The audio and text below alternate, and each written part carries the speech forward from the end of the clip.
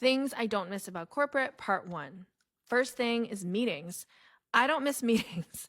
I used to be in 8 hours of back to back meetings. So a good day would be like, oh, I only have 2 to 3 hours of meetings. I'm done. I'm done. As a small business owner, I just never want to have another meeting ever again. Two, second thing I don't miss is having a boss. Now, don't get me wrong, as the eldest daughter from an immigrant family, I was great at having a boss. Like, I was always checking in, I was always going above and beyond. But that energy of feeling like somebody's watching me and let me just double check to make sure that I'm not doing anything wrong and let me bend over backwards to like make this person like me, and having to ask for permission to take time off or go on trips, or oh, I just have to leave a little early today because I got to pick up my kid. Like, I don't miss that. I don't miss that at all.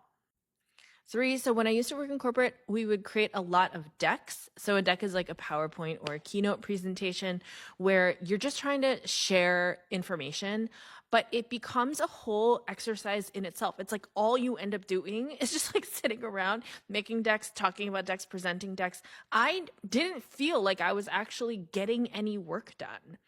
And as someone who cares a lot about making an impact and feeling like how I was spending my time was worthwhile at the end of the day, after like years at a company, all I could say is like, oh, I made a bunch of decks.